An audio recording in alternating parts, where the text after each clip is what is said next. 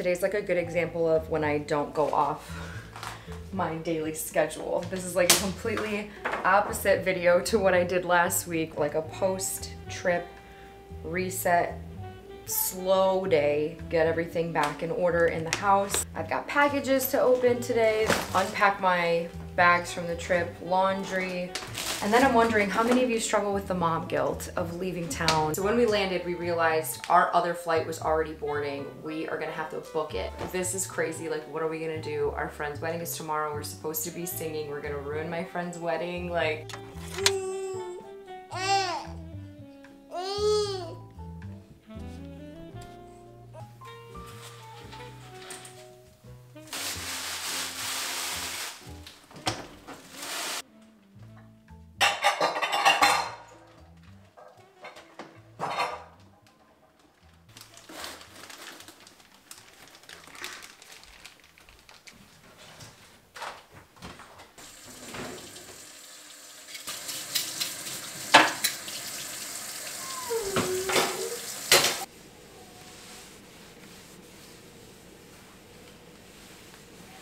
I was originally supposed to film a huge kitchen declutter / organization video today, and I was like, I can't do it. I don't have the energy for it.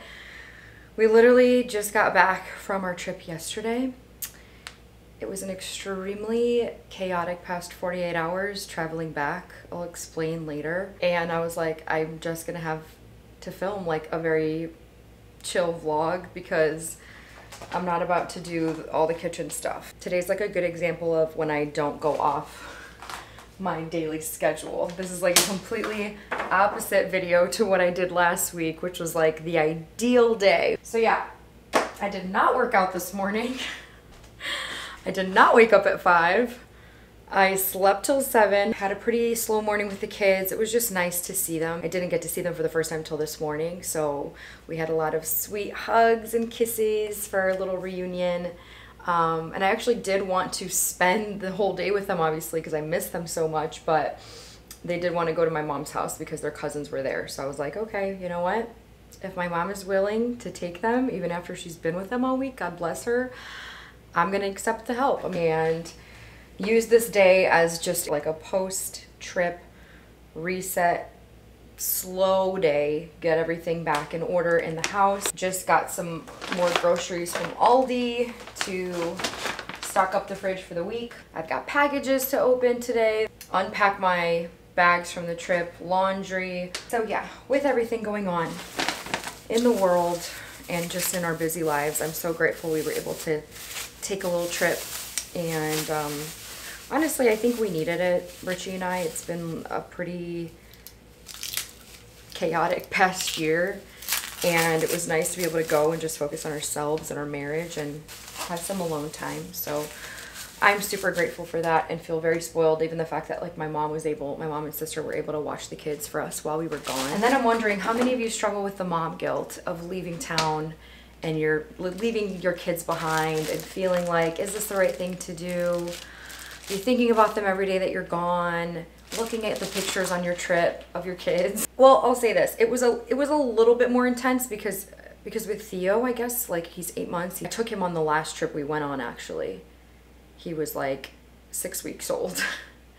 And this was my first time leaving him. So it was a little hard, but I was still able to like fully enjoy myself while I was there and just focus on the fact that like this is good for me. This is healthy for me. Jace actually did such a good job too while we were gone. I was worried about that because in the past we've gone on trips and we try to not really even FaceTime the kids very much because it almost just makes it even harder for them and then harder for the people watching them because they like remember mom and dad are gone and then they get all upset again, right? But this time was so different. Like Jace just showed such a maturity and I was so proud of him. He like had phone calls with us. He was happy. He was excited to be with his mom, his grandma and aunt, and he was like, yeah mom, I'm gonna see you in 3 days and then 2 days and then 1 day. It just felt like for the first time ever he finally understood that like we're going to be back in a couple of days and you don't have to worry about it. You'll see us soon, you know?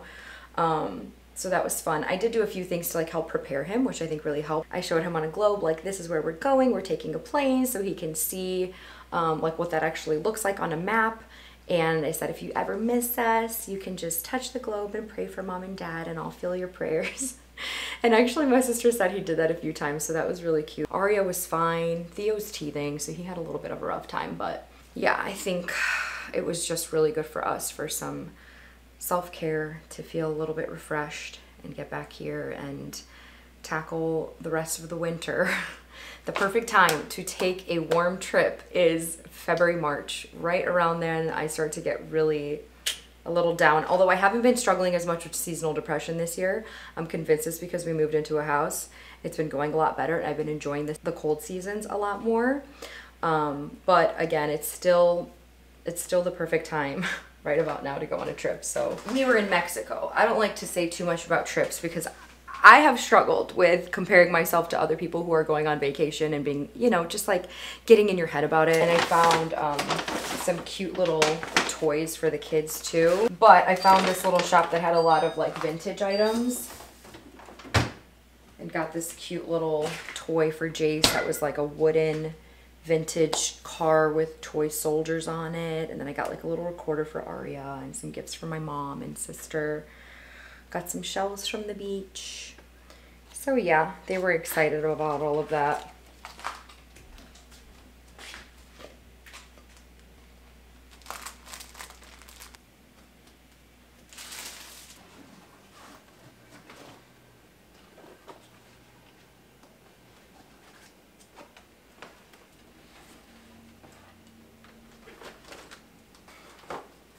Got a ton of packages while we were gone. I think most of these are for my kitchen organization video that should be up in about a week. So stay tuned if you're interested in that, because we moved in back in May and I never really went through the kitchen to like fully get things in order. So that's what a lot of these are for.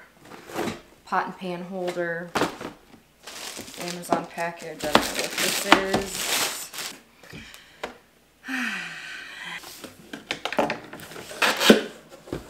Confused by this. This for Aria, but I'm so confused as to why. We never talked about it, and something like this we don't just like buy randomly like that. No, I didn't, but I'm just saying, like, did they send the wrong one? I don't know. I'm so confused. Pink and purple, that's not for Aria. That's probably for Jace. What did they come? Okay, well, that was random. I think somebody sent us the wrong package. Jem also sent over more daily vitamins. I've been trying their vitamins for a couple weeks now, and they are really unlike any other daily vitamins I've ever had before. So this is a cute little PR package they sent me. This is their Gem Bite Daily Multivitamin that I take every day. And this video is sponsored by Gem.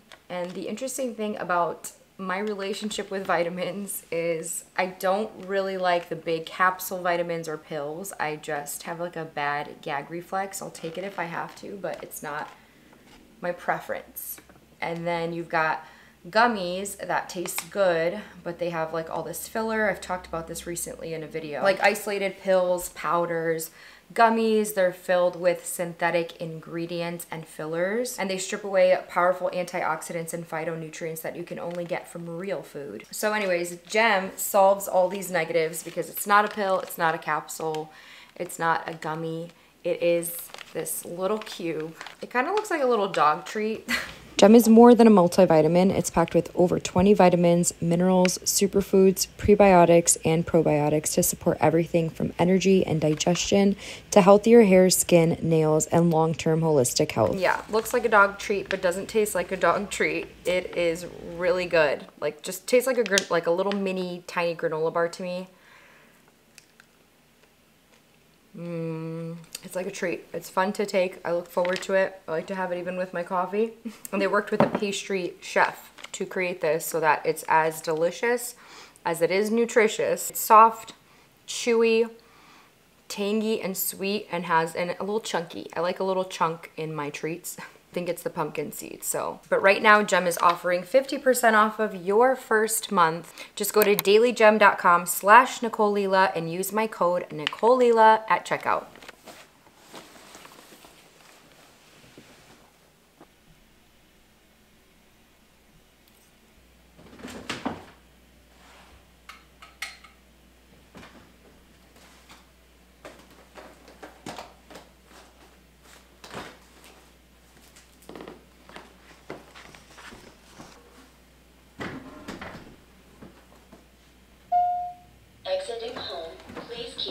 is clear.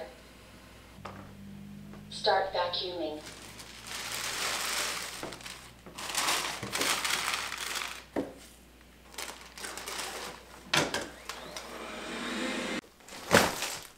Okay, luggage.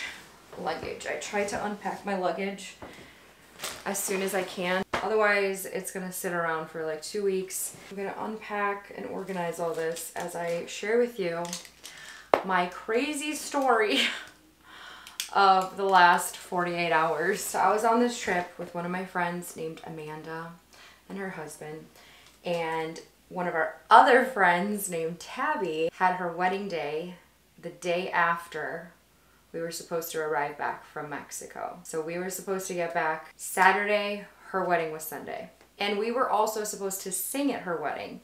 So she wanted us to do like one worship song and then a song while they did the communion / foot washing tradition.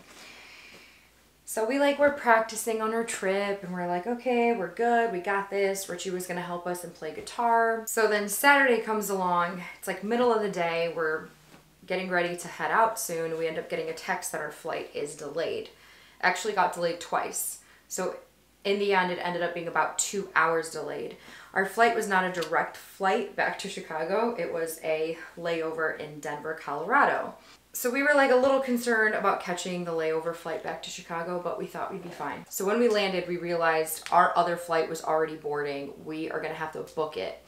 So Richie and my sister's husband is dealing with some of the luggage stuff, and me and Amanda just take off. We're running as fast as we can to get through security, through the baggage claim, through all this stuff. Also, the Denver air was cold. I was feeling it through some of the glass windows. As I was running, my chest was just not okay. I had to stop running because I literally couldn't even breathe anymore. It was like a movie scene at the airport. Okay, when people are just running to get... I've just never been in that situation where I literally was running like that through an airport. I've seen other people doing that. I was never that person doing that. So I finally get to the gate and it's completely empty. I still see the plane outside and I see one woman there that's like an airport worker, and I was like, can you please let us on this flight? She's like, no, sorry, we can't let you through anywhere. I'm like, the plane is right there. It's right there. We need to get on this flight. My friend's wedding is tomorrow. And she just said no. She said, no, you need to go rebook your flight. At this point, Amanda finally got there and she was like, please let us through. She's knocking on the door. Obviously no one's going to answer it. And I just was like, this is crazy. What are we gonna do? Our friend's wedding is tomorrow. We're supposed to be singing. We're gonna ruin my friend's wedding. So we go back to the customer service line where we're supposed to be rebooking our flight. And when we check, we see that the only next flight out is the next morning, which would get us into Chicago at 9:30 a.m. My friend's wedding was at 1 p.m. and it was 2 hours away from Chicago. So if you do the math, basically, we land at 9:30, catch an Uber from the airport to our car. That brings us to 10 o'clock. The location for the wedding is 2 hours away, so 12 o'clock we can arrive. That was our only option, basically. And this was all solely dependent on if the flight the next day did not delay at all and it still went out and everything goes smoothly. And so we got hotel vouchers. We got to a hotel nearby in Denver. By the time we ate dinner and sat down to sleep, it was 12 o'clock. We slept for 3 hours, woke up, at 3 a.m. to prepare for that 6 a.m. flight. We were exhausted, absolutely exhausted. And the other thing was we weren't even gonna be able to stop home to change or get ready or anything like that. It was just gonna be whatever we have in our baggage from our trip is what we're wearing to this wedding.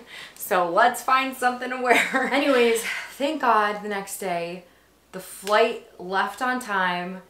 We got into Chicago right around 9:30. We run to the bathrooms to put on a dress. We jumped in the cars. Richie and Amanda's husband drove us while we did our makeup in the car. And our 2-hour drive, got there right around 12.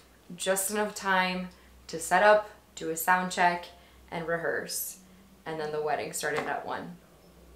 And I didn't tell the bride any of this because I didn't want my friend to freak out and think we weren't gonna make it or we weren't gonna be there. Almost missed her wedding. Almost ruined her wedding. We were just running on adrenaline for 24 hours straight, like no sleep. Got to the wedding, sang, it went super smoothly. Didn't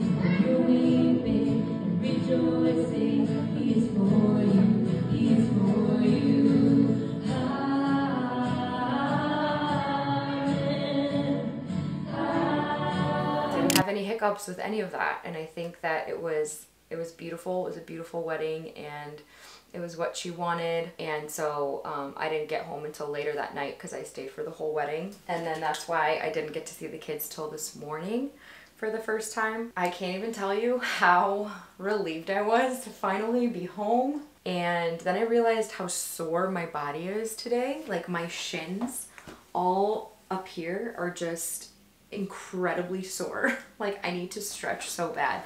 I think it's because I was sprinting through the airport. Yeah, I just feel so relieved that we made it on time. And I learned so many lessons, like don't book a trip the day before a wedding because just in case your plane is delayed, you might not make it.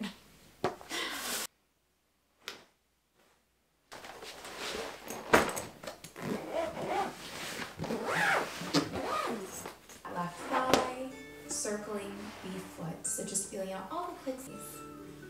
Placing that left ankle to the top of the right thigh and just finding some movement within the foot, circling the foot.